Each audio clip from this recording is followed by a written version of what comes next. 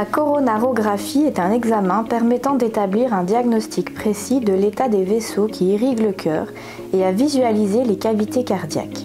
Cet examen sert à détecter les obstructions partielles des artères coronaires responsables de l'angine de poitrine ou l'obstruction totale d'une artère qui provoque l'infarctus du myocarde. Au CHU Marie Curie, plus de 3500 coronarographies sont réalisées chaque année. Il s'agit donc d'un examen courant que nos équipes maîtrisent parfaitement. Le patient peut être amené à effectuer une coronarographie dans 3 situations.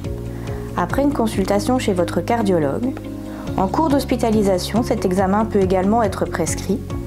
Victime d'un problème cardiaque, vous serez amené par les urgences. Lorsque votre coronarographie est planifiée, vous devez effectuer 2 contrôles préparatoires les jours qui précèdent votre examen, à savoir un électrocardiogramme et une prise de sang. Vous devrez également confier la liste des médicaments pris à domicile et préciser si vous souffrez d'une quelconque allergie. La coronarographie nécessite une courte hospitalisation. Le jour de l'examen, soyez à jeun et ne fumez pas. Présentez-vous aux admissions de l'hôpital.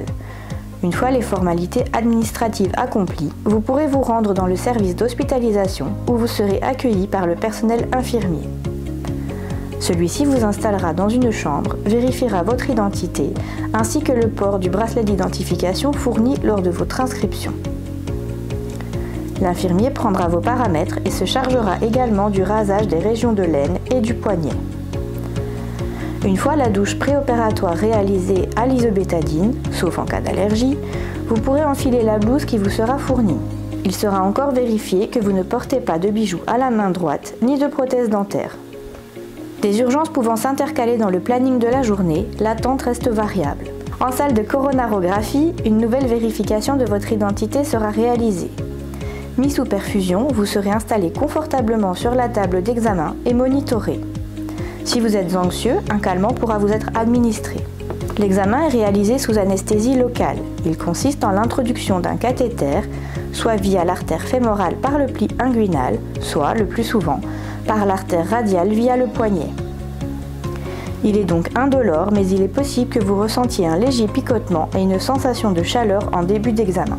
La durée de l'examen peut varier de 30 minutes à 2 heures. Durant cette période, vous pourrez communiquer avec l'équipe et signaler tout désagrément. Une fois l'examen terminé, le cathéter est enlevé.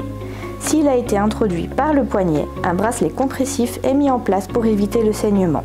S'il a été inséré par l'artère fémorale, un système de fermeture artérielle est posé, exigeant le repos au lit pendant 4 heures, la jambe bien tendue.